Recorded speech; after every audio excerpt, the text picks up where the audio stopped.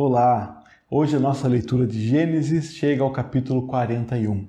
Continuamos na história de José e finalmente chegamos ao capítulo onde José se torna o governador, o administrador do Egito.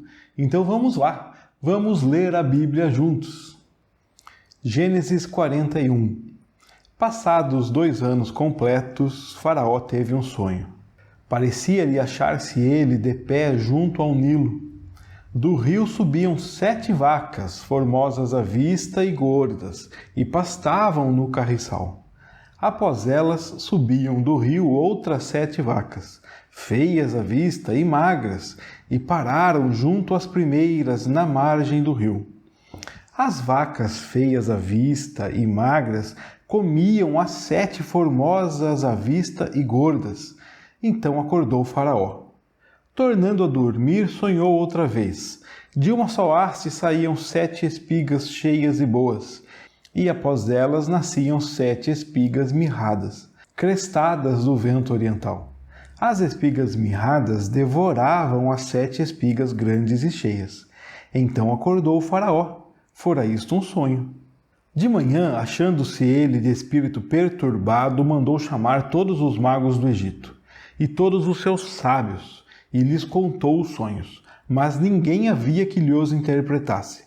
Então disse a Faraó o copeiro-chefe: lembro-me hoje das minhas ofensas.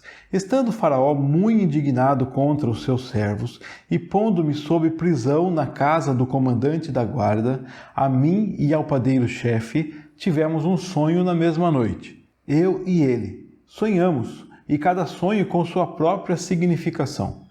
Achava-se conosco um jovem hebreu, servo do comandante da guarda. Contamos-lhe os nossos sonhos, e ele nos interpretou, a cada um segundo o seu sonho. E como nos interpretou, assim mesmo se deu. Eu fui restituído ao meu cargo, e o outro foi enforcado. Então Faraó mandou chamar a José, e o fizeram sair à pressa da masmorra. Ele se barbeou, mudou de roupa e foi apresentar-se a Faraó. Este lhe disse: tive um sonho e não há quem o interprete. Ouvi dizer, porém, a teu respeito, que quando ouves um sonho, podes interpretá-lo. Respondeu-lhe José: não está isso em mim, mas Deus dará resposta favorável a Faraó. Então contou Faraó a José: no meu sonho estava eu de pé na margem do Nilo, e eis que subiam dele 7 vacas gordas e formosas à vista, e pastavam no carriçal. Após estas subiam outras vacas, fracas, muito feias à vista e magras. Nunca vi outras assim disformes em toda a terra do Egito.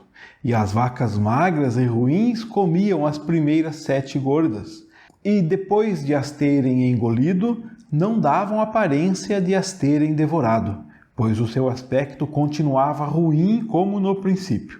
Então acordei. Depois vi em meu sonho que 7 espigas saíam da mesma haste, cheias e boas. Após elas nasceram 7 espigas secas, mirradas e crestadas do vento oriental.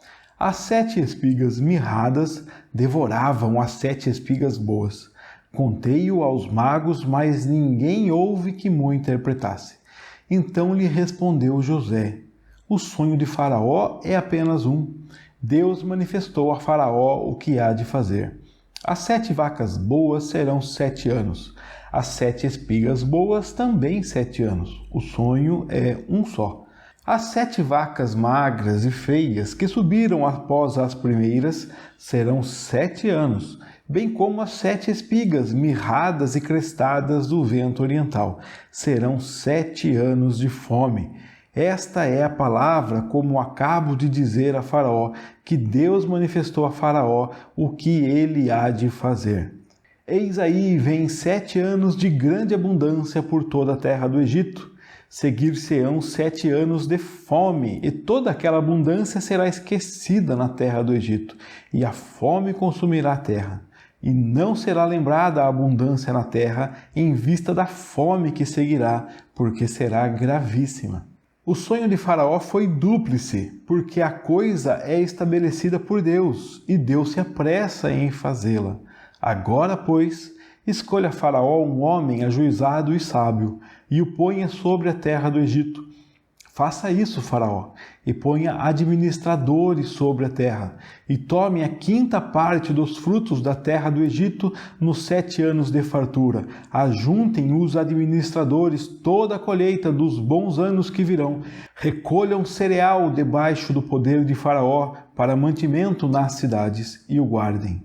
Assim, o mantimento será para abastecer a terra nos 7 anos da fome que haverá no Egito, para que a terra não pereça de fome. O conselho foi agradável a Faraó e a todos os seus oficiais. Disse Faraó aos seus oficiais: acharíamos porventura homem como este, em quem há o Espírito de Deus? Depois disse Faraó a José: visto que Deus te fez saber tudo isto, ninguém há tão ajuizado e sábio como tu. Administrarás a minha casa, e a tua palavra obedecerá todo o meu povo. Somente no trono eu serei maior do que tu.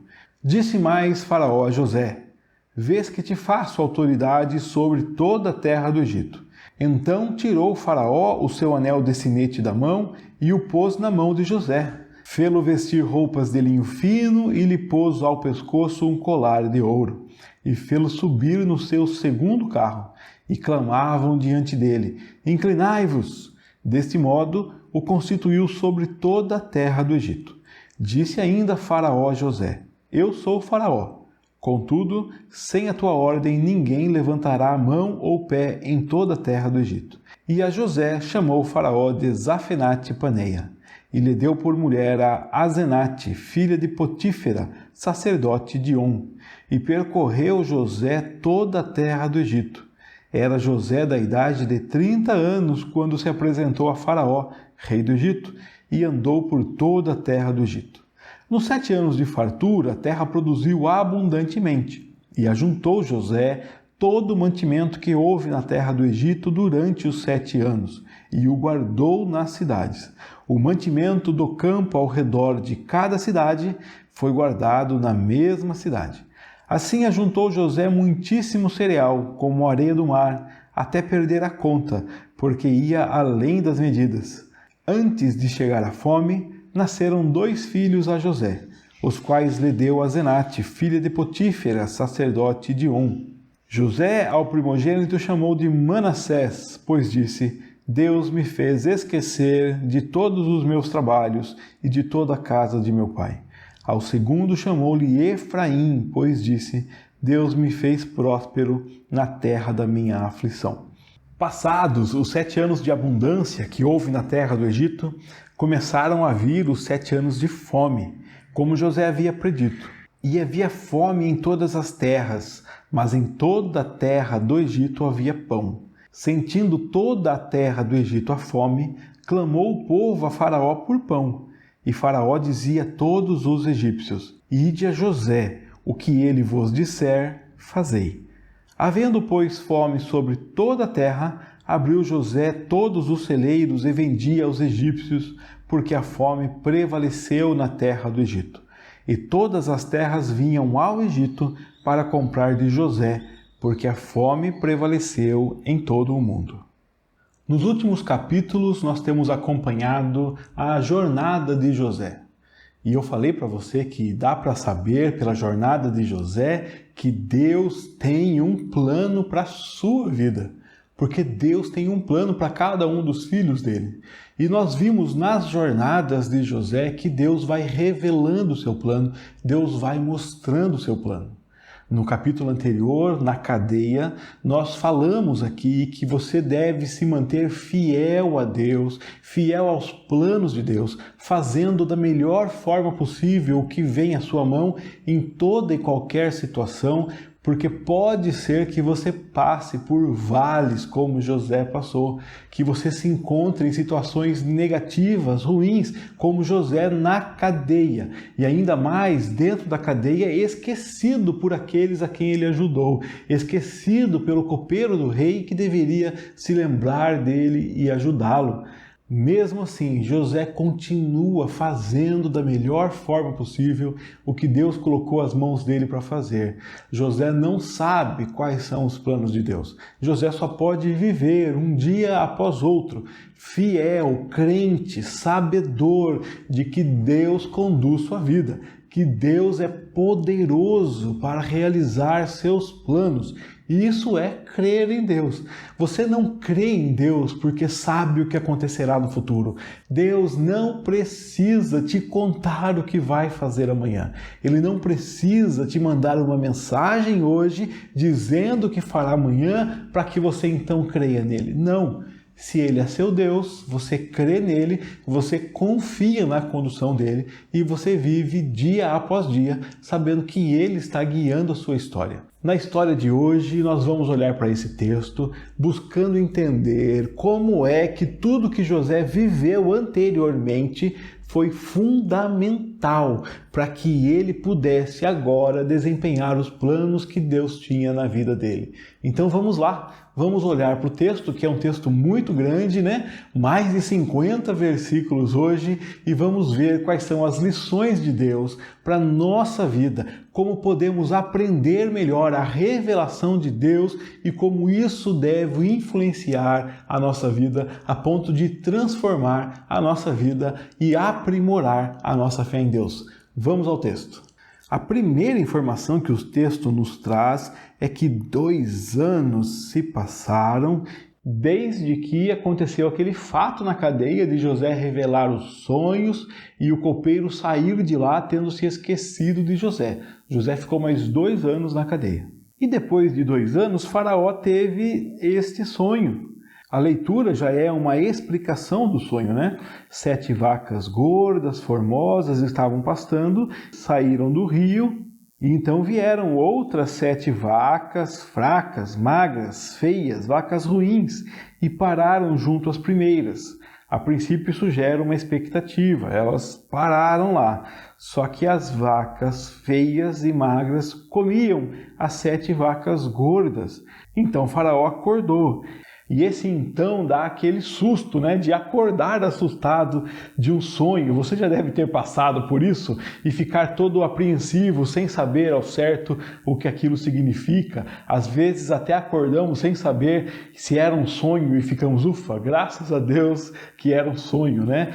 Mas apesar do susto, Faraó volta a dormir e sonha outra vez. Agora são 7 espigas, as 7 espigas da mesma haste, cheias e boas. E depois 7 espigas mirradas, crestadas. As espigas mirradas devoravam as 7 espigas grandes e cheias. E de novo acordou o Faraó. E aí aquele susto, né? Graças a Deus foi um sonho.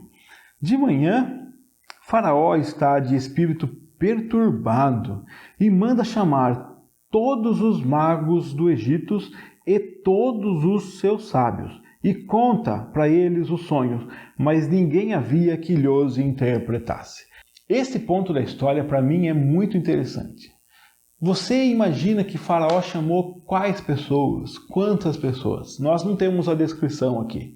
Mas quando imaginamos de um pouco da história que conhecemos do Egito Antigo, quando olhamos para frente dessa história, quando olhamos para o Faraó dos dias de Moisés, 500 anos depois, nós vemos lá que o Faraó tem magos capazes de fazer também uma madeira se transformar em cobra.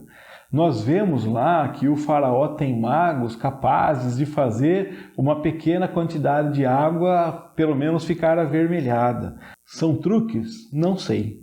Não sei te dizer, a Bíblia não diz, então eu também não digo. Porém, nós vemos uma estrutura mística grande. Imaginamos aqui, então, que Faraó deveria ter uma rede de magos, de intérpretes, de sábios, de conselheiros, e Faraó chama, acredito eu, que várias pessoas, e conta o sonho para várias pessoas. E é muito curioso ninguém ali ter uma interpretação. Nós já crescemos ouvindo como ditado popular a história das vacas magras, o tempo das vacas magras. Esse ditado nos alcança por conta dessa história de José. Pela história de José, então, nós passamos a falar que tempo ruim é tempo de vacas magras. Mas pense comigo, um sonho, em certa categoria, ele é um tanto óbvio. Algumas coisas boas acontecem, depois vem coisas ruins e comem as coisas boas. Coisas boas surgem, coisas ruins comem as coisas boas. Algum tipo de interpretação os sábios deveriam poder dar. Algum tipo de lógica há nesse sonho. E pelo menos essa lógica poderia ser resgatada. Na verdade, eu acho esse sonho até óbvio demais. E se hoje qualquer pessoa tivesse um sonho parecido e perguntasse para outros o que significa, seria muito provável que muitas pessoas ao nosso redor oferecessem interpretações de sonhos e oferecessem interpretações usando a lógica. E dá para usar a lógica nesse sonho. E eu estou falando isso por quê? Porque ainda fica maior o milagre, a percepção que nós temos do milagre. Eu entendo que Deus já fechou os olhos dos sábios do faraó. Pelo registro, nós entendemos que não teve ninguém da turma dele com coragem de pelo menos oferecer uma interpretação falsa, qualquer coisa. Ninguém falou, faraó, é isso, por mais que fosse mentira, não aconteceu. E aí eu já vejo a mão de Deus. Deus dá um sonho que eu julgo muito simples, que eu acredito que os sábios deveriam ter condições de oferecer algum tipo de interpretação, uns sonhos com várias significações. Se você não entendeu uma vez, o sonho é duplo, acontecem com objetos diferentes, mas é a mesma história. Dá para entender que é isso que vai acontecer, coisas boas e coisas ruins, e depois as coisas ruins sendo maiores e devorando as coisas boas. Bom, mas ninguém interpreta. E aí eu já vejo a mão de Deus conduzindo a história para levar Faraó a José, para trazer então José até a presença de Faraó. Olha, pense nisso. E olha como Deus conduz a história e Deus segura as coisas que são óbvias que aconteçam, elas não acontecem. As coisas que deveriam acontecer naturalmente, se Deus não quiser, elas não acontecem. Se for necessário segurar pessoas, Deus segura para que as coisas não aconteçam. As coisas acontecem da forma que Deus quer que aconteçam. Deus conduz a história para que os seus propósitos sejam cumpridos. Então, porque ninguém consegue interpretar o sonho de Faraó, o que acontece? Acontece que o copeiro-chefe, olha ele aqui, o copeiro-chefe que estava preso lá com José, ele diz para Faraó, eu me lembro hoje das minhas ofensas, eu me lembro dos meus pecados. Eu vejo esse texto com um duplo sentido. Parece que ele está dizendo, eu me lembro do pecado que cometi contra José.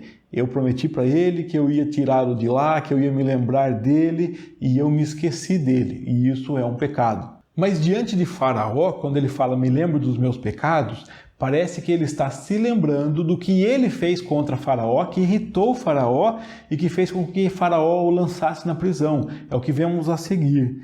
Estando Faraó muito indignado contra seu servo, pondo-me sobre prisão na casa do comandante da guarda, a mim e ao padeiro tivemos um sonho. Na mesma noite sonhamos eu e ele, sonhamos 2 sonhos diferentes, cada um com sua própria significação.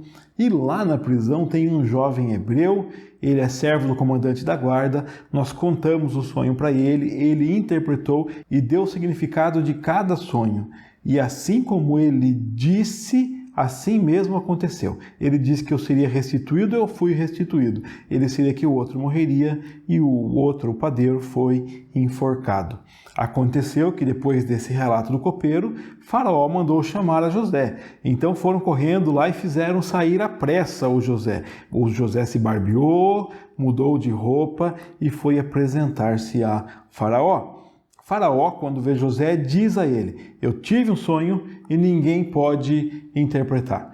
Ouvi dizer a teu respeito que quando você ouve um sonho, você pode interpretar. E José respondeu, isso não está em mim, mas Deus dará resposta favorável a Faraó. Interessante a forma como José reconhece as suas incapacidades e reconhece que aquela obra boa que ele faz vem de Deus. Isso me chama muito a atenção, porque é muito grande a tentação de eu fazer coisas para Deus e depois dizer para todo mundo: olha o que eu faço, olha como eu sou bom, olha como eu amo pessoas, olha como eu sou caridoso, olha como eu sou sábio, olha como eu sei fazer as coisas, olha como eu faço melhor.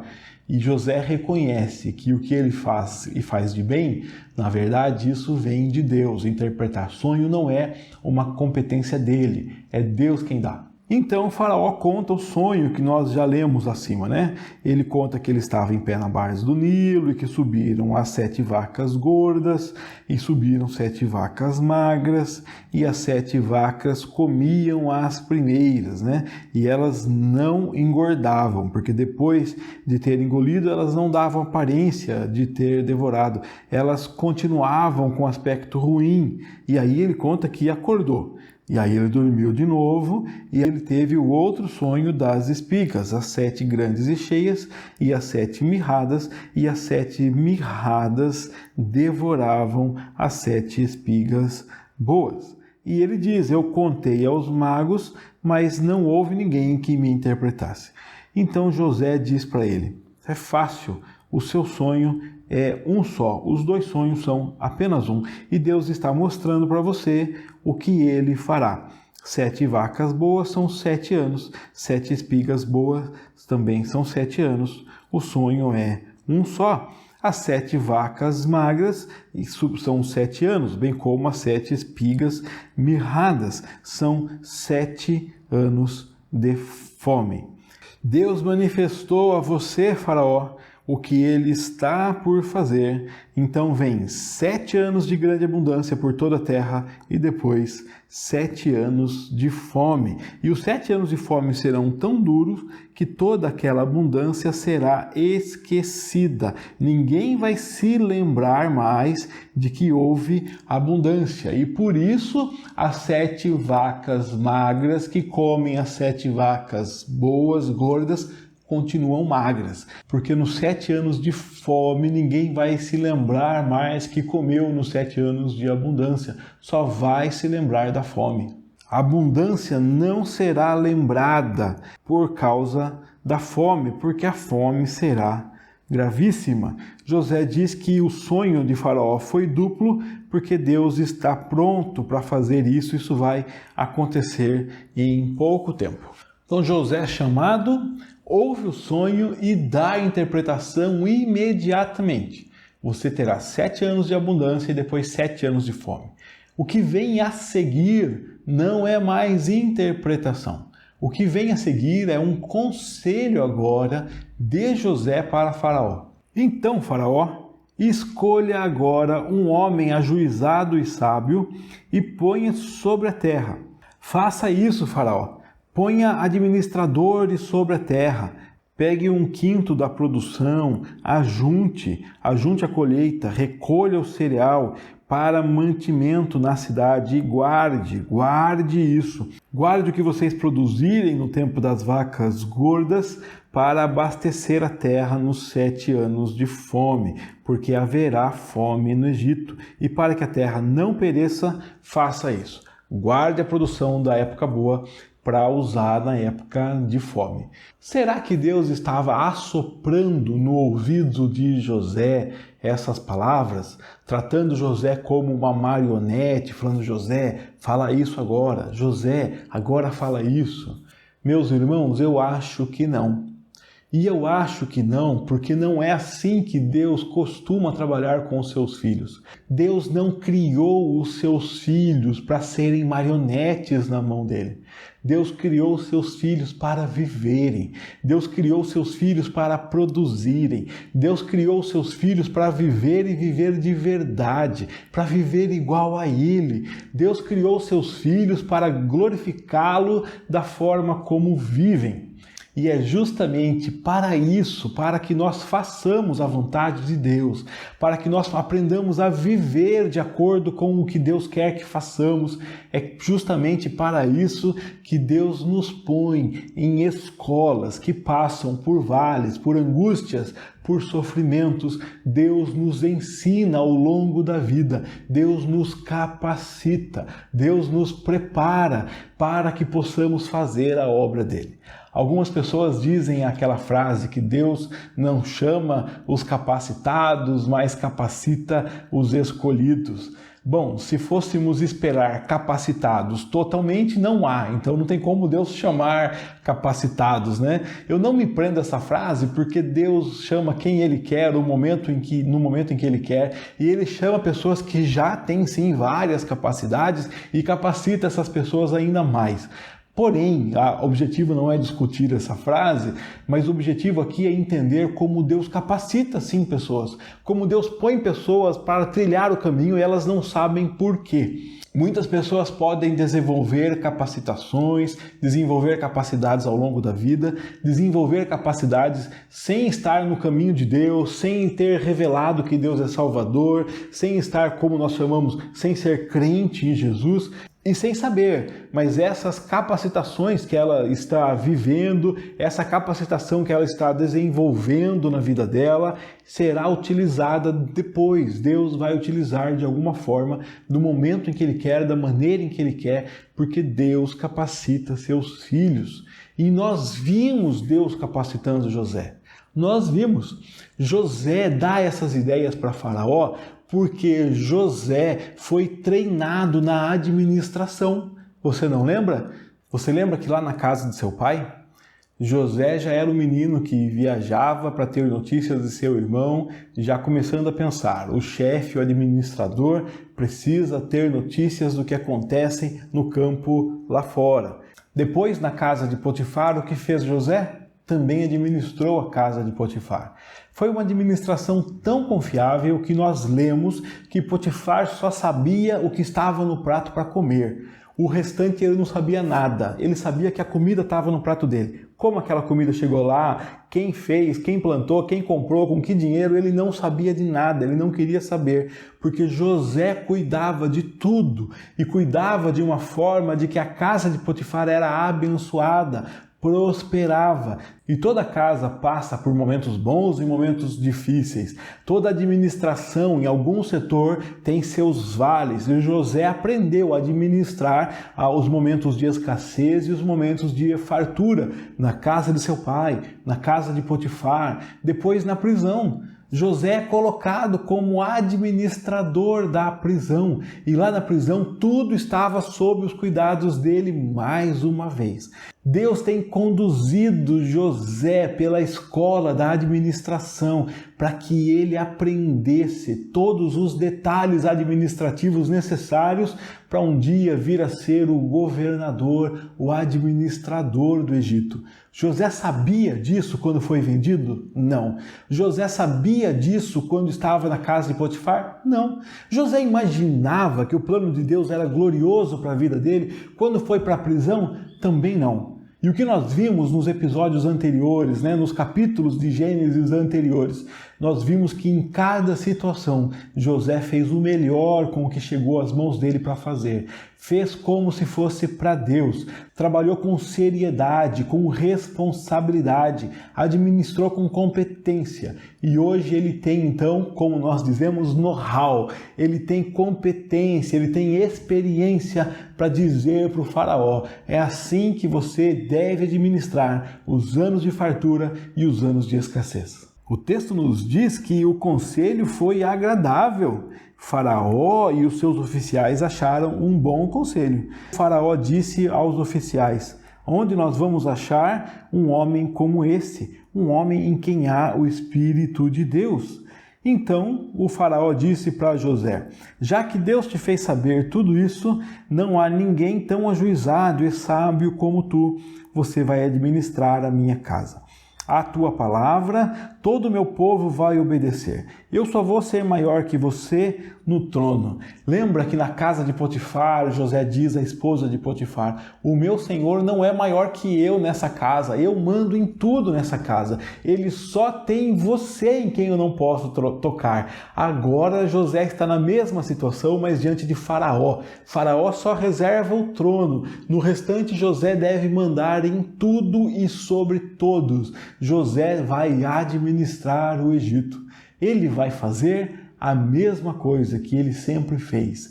Ele vai cuidar com responsabilidade do que Deus colocou às mãos dele para fazer. E você já deve estar lembrando aqui daquela passagem bíblica, né? Seja fiel no pouco e eu vou te colocar sobre o muito. Pois é isso que nós estamos vendo na vida do nosso irmão José aqui. Ele sempre cuidou com muita responsabilidade das coisas que vieram à mão dele, administrou muito bem, teve uma cabeça, desenvolveu uma mente administrativa e agora Deus está colocando o destino de uma grande nação na mão dele. E nós falaremos daqui a pouco, Deus está cumprindo os seus próprios planos através da vida de José e está fazendo de José uma ferramenta muito importante dentro do propósito, do cumprimento da história que Deus planejou. O faraó ainda diz mais a José: eu faço autoridade sobre tudo, sobre toda a terra do Egito. Então ele dá para José o anel, põe na mão dele, põe roupas finas, põe um colar de ouro no pescoço e José sobe no segundo carro atrás do faraó e diante dele todo mundo grita: inclinai-vos, reconhecendo a grandiosidade de José. Assim faraó o constitui sobre toda a terra do Egito e diz para ele: você vai cuidar de tudo e sem a tua ordem ninguém vai fazer coisa alguma. Então ele dá um nome egípcio para José, Jafenate-Paneia, e dá uma mulher para José, que é Asenate, filha de Potífera. Potífera era um sacerdote de On, alguma divindade egípcia. E José percorre toda a terra do Egito, vai fazer o trabalho que Deus colocou na mão dele. José tinha 30 anos quando isso aconteceu e José andou por toda a terra do Egito. E agora nós temos aqui a história dessa administração. Nos 7 anos a terra produziu e José ajuntou. José ajuntou todo o mantimento e guardou nas cidades. Ele fez uma administração lógica, uma logística aqui. O mantimento que crescia ao redor de cada cidade, ele guardava na própria cidade, otimizando os seus recursos, E assim José ajuntou muitíssimo cereal. Olha só, como a areia do mar, ou seja, incontável mesmo, até de perder a conta, ou ir além das medidas. A impressão que dá é que a conta ia além da capacidade de medir. Juntou muito recurso. E esse recurso se transformou em riqueza, muita riqueza. No versículo 50 temos algumas informações da família de José. Nasceram 2 filhos.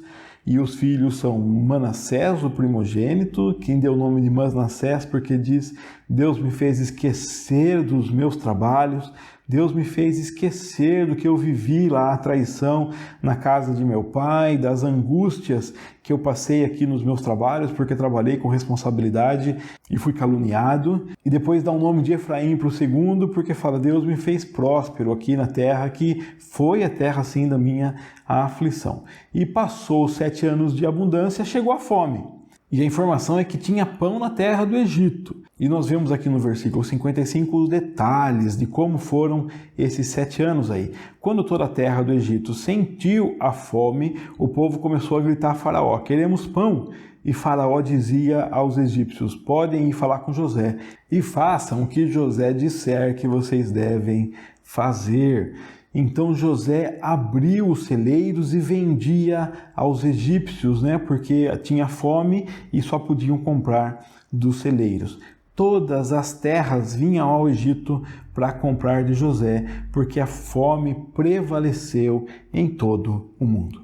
Quando a fome chegou, as pessoas foram procurar o faraó e falaram: Faraó, nós estamos com fome. O faraó falou o seguinte: vai falar com José. O que José mandar você fazer, você faz. E José administrou tudo isso.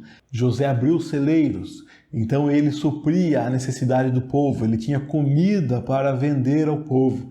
E nós vemos então que o Egito, que já era uma nação forte, poderosa, ele se enriquece muito nessa época, porque todas as terras, todas as nações sofrendo fome, vem comprar comida no Egito, e o Egito acumula muito ouro, muita riqueza. Olha só para a postura de Faraó. Quando as pessoas vão procurar comida, o que ele fala? Falem com José. José quem sabe. Lembra de como era a casa de Potifar? José, quem sabe. Como era a cadeia? José, quem sabe. José não amarrou ninguém em nenhuma dessas situações para falar, vocês não vão mexer e eu que vou cuidar. Não. Ele simplesmente trabalhou com muita dedicação, com muita responsabilidade, fez da melhor forma possível tudo que lhe veio à mão para fazer. E assim Deus foi conduzindo a vida dele para que ele chegasse aonde Deus queria que ele chegasse. Mais uma vez eu vou lembrar você dos vários anos de dificuldade que José passou. José chegou a governador, mas sem ser vendido pelos seus irmãos, jamais seria governador. José agora está administrando tempos de fome. E você sabe que esse José é o José que viajou centenas de quilômetros numa caravana de escravos.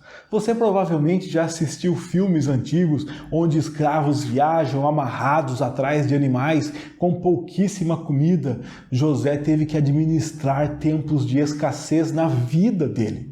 Depois passou a administrar tempos de abundância na casa de Potifar. Depois voltou a administrar tempos com muito menos recursos na cadeia. Mas em todos esses momentos ele fez o melhor. E o que ele não sabia é que essa história de vida dele, essa história de sofrimentos, e essa história também de facilidades, essa história de vales e essa história de regalias, todos os momentos de José, tudo que ele passou na vida dele era necessário para que ele soubesse fazer agora a missão que Deus tinha para ele. O menino, o príncipezinho de Jacó, não era capaz de ser governador do Egito, não era habilitado para ser governador do Egito. Então Deus teve que tirá-lo de lá e fazê-lo passar por uma escola, por uma aprendizagem, por uma capacitação. Que foi fácil? Não. Foi agradável? Não. E mais, se José tivesse que escolher, escolheria essa capacitação,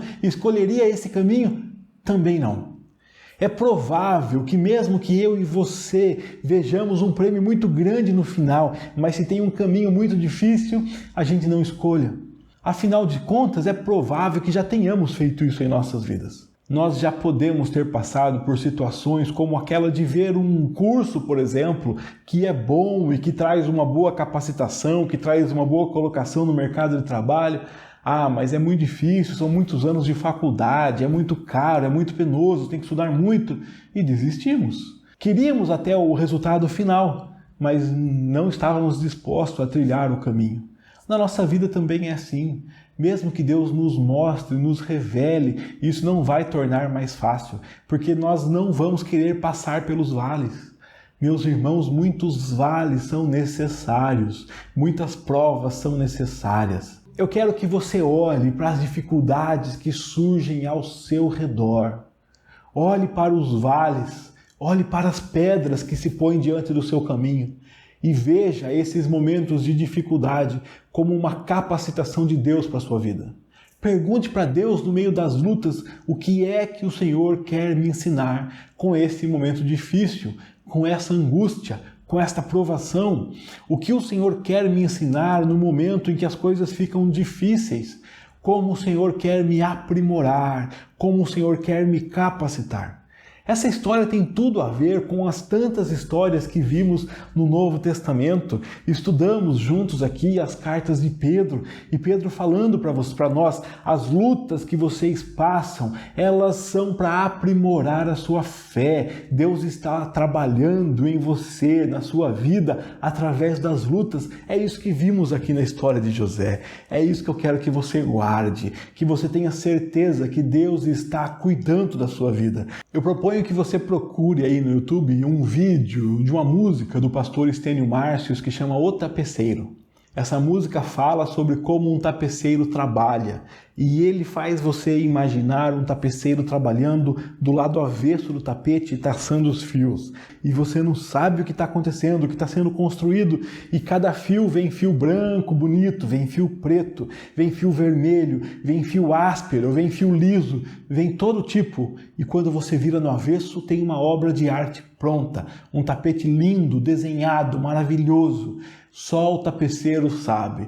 E ele nos faz, então, refletirmos sobre a nossa vida e percebermos como nossa vida é cheia de fios que nós não queríamos, que foram doloridos, mas eles estão todos constituindo um grande quadro, um grande cenário. O tapeceiro sabe a história que ele está fazendo. E pense na vida de José. A vida de José é isso. Os grandes vales foram fundamentais para ele poder viver agora o que Deus tem para ele. Na minha vida e na sua vida, os grandes vales também são necessários para que aprendamos muitas lições.